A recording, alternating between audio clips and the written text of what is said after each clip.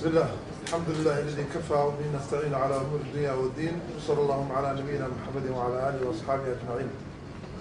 قدوميها قراء شعبك حلوان ماذا قراء شعبك حلوان ماذا شرفتك جامعة قراء وكيلة بوتلاند. السلام عليكم ورحمة الله وبركاته. سلام كدب waxaa maanta farxad weyn noo ah inaan halkan ku soo dhaweyno gudoomiyihii golaha shacabka dowladda federaalka mudane gudoomiye maxamed mursal sheekh cabdiraxmaan. farxad bay noo tahay oo nagala soo qayb galay insha allahu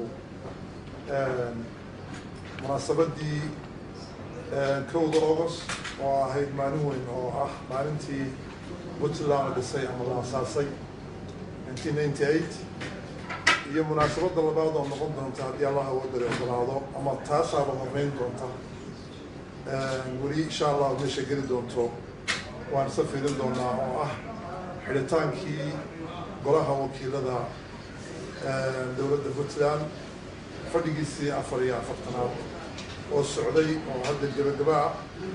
إن شاء الله والله مناسبة الله برضها عادوا علوسهم ميزان بدن قدوميها وعملنا هاي قدومية كشردو بالكاجي وأنا كاجا صوريني كريه بالكاجي كشردو بطلان كشردو عاصمة دي دولة بطلان القروة كشردو سيادة هنا أركم حفريا وتكوّبنا وبرهمان كي دولة بطلان iyo golihii shacabka oo qayb ka soo horeysay qayb la socotayba waxaan xusuus mudan inuu xiriir fiican ka dhaxeeyo labada baarlamaanka golaha shacabka ee dowladda federaalka iyo baarlamaanka Puntland. waxaa kaloo xusid mudan inuu foreign speakerskii mudaan fogeyn oo halkan ka dhacay iyo baarlamaanada kale ee dowladaha xubnaha ka dowladda federaalka. marka insha Allah gudoomiye marlabaad iyo saddexaadba ku soo dhawow insha Allah farxad iyo reer bay noo tahay waan maasantiin haddana waxaan ku soo dhaweyn doonaa gudoomiyaha soo ilaaliyo kelmadiisa.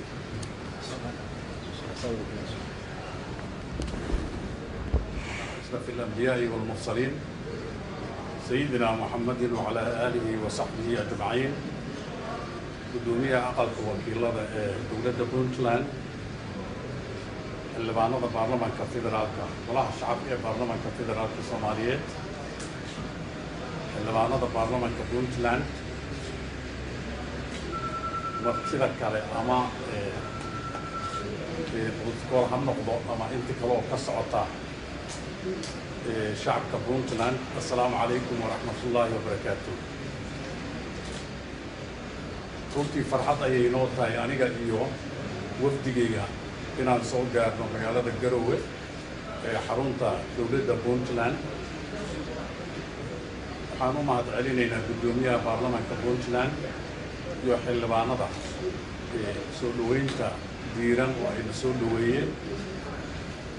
intaan halkaan ku sugannahay waxaan ka qayb gali doonaa sida gudoomiyaha uu sheegay 2 munaasabadood oo mid ay tahay 22 guuradii ee ka soo wareegtay asaaska dowladda Puntland iyo xiritaanka kalfadhiga 44aad ee baarlamaanka Puntland.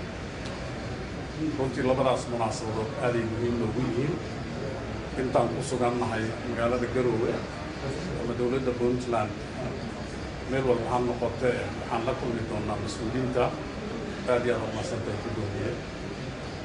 waa mahadsantihiin.